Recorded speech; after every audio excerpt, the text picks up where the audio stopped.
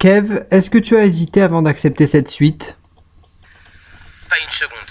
Pas une seconde pour une simple et bonne raison, c'est que je vais être très honnête avec vous, si le film avait été moins drôle ou était le même film que le 1, j'aurais pas eu de mal, peut-être pas à refuser de manière très sèche, mais en tout cas en parler avec Pef, avec le réalisateur, et en parler avec les producteurs du film, ça c'est une évidence.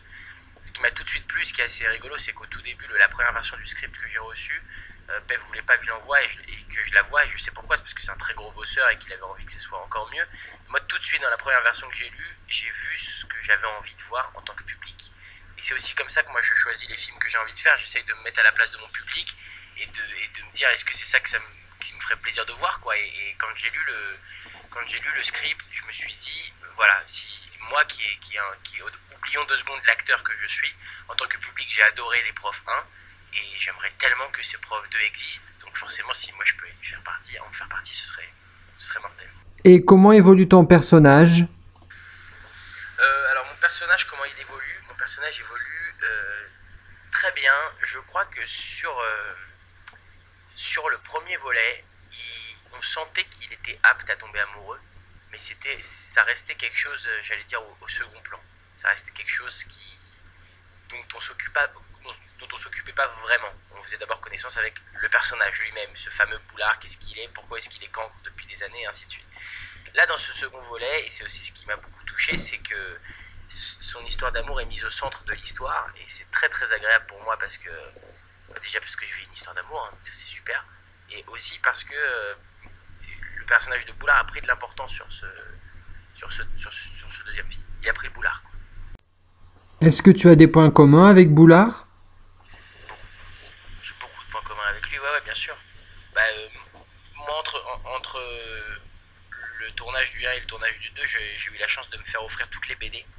Et du coup, dès que je vais aux toilettes maintenant, à n'importe quelle heure du jour ou de la nuit, je lis les BD des profs. Et donc, le personnage de Boulard, je commence un peu à le connaître. Même si Pef a réussi à quand même en faire un peu plus que ce qu'il est dans la BD. J'entends par là que je trouve qu'il a donné plus de cœur au personnage que ce qu'il a dans la BD. Dans la BD, il en a rien à foutre de tout, quoi. C'est un cancre et puis c'est tout. Il ne tombe pas amoureux, il n'aime pas les filles, il n'aime pas les mecs, il n'aime pas les profs, il a un ami à peine. Donc c'est vraiment un personnage très solitaire. C'est un des points communs que j'ai avec ce personnage. Je suis quelqu'un de très solitaire, moi, dans la vie.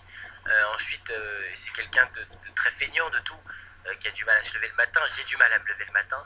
C'est quelqu'un qui aime bien glander. J'aime bien glander. Voilà, après, on a d'autres points communs. Il a d'autres parties de lui qui me correspondent moins, j'allais dire. À l'école, quel genre d'élève étais-tu? J'étais un élève moyen. Ouais, ma mère m'a toujours dit si t'as le bac, je te laisse faire ce que tu veux. Donc j'ai eu le bac, il m'a laissé faire ce que je veux. Tu as lu les albums des profs? Ouais, j'avais lu un ou deux albums, mais depuis je les ai quasiment tous lus. J'en ai lu 16 ou 17, quelque chose comme ça. Bah, ce qui me plaît, et c'est ce que PF, je trouve, arrive à retranscrire à l'écran, c'est ce que je viens de dire à l'instant à TF1.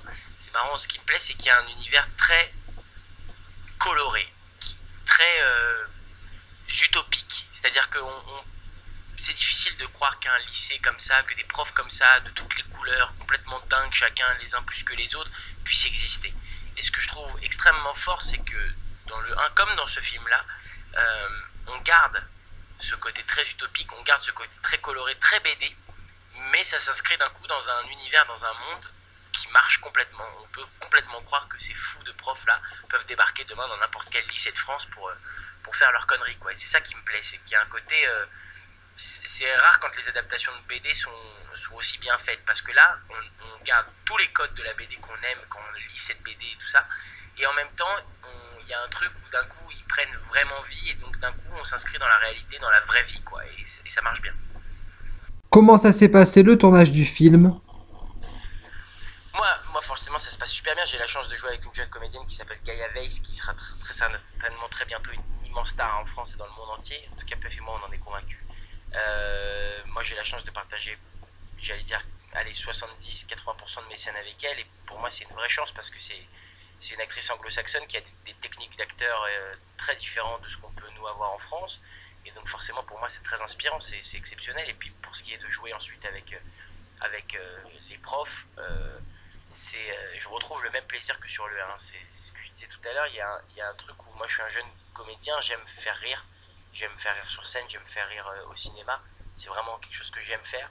Et de pouvoir partager cette passion avec des gens qui font rire les gens depuis longtemps, Bev, que ce soit avec les Robins des Bois sur scène et ensuite dans de nombreux films, que ce soit Isabelle Nanty, Titi Bourdon, même Arnaud Ducré, c'est des gens qui font rire au cinéma et c'est des gens. Voilà, le cinéma ça reste du tennis, ça reste du ping-pong quand ça envoie bien en face. Nous on n'a qu'une seule envie, c'est de jouer le mieux possible et d'envoyer le mieux la balle aussi. Et donc de pouvoir jouer avec j'allais dire des gens qui sont classés monument national du tennis et de pouvoir jouer au tennis avec eux devant une caméra, c'est très agréable. Pour finir, un message pour le public. Bah, y a deux messages. Il y a un premier message à tous ceux qui ont aimé le 1, vous allez adorer le 2, j'en suis persuadé. Et à tous ceux qui ne connaissent pas encore l'univers, les profs, bah, n'hésitez pas à regarder le 1, je suis sûr qu'il vous donnera très envie d'aller voir le 2, qui je trouve est encore plus complet que le premier film. Le premier film, il y avait beaucoup d'humour, on n'arrêtait pas de rire. Là, on n'arrête pas de rire et je crois qu'il y a même des moments où on a un peu le cœur serré, donc ça c'est très très fort. Après, voilà, on n'a pas encore complètement fini de le faire, attention, mais je pense que ça va être une très très belle suite. Pour ceux qui ont adoré le 1, ils vont vraiment pas du tout être trahis.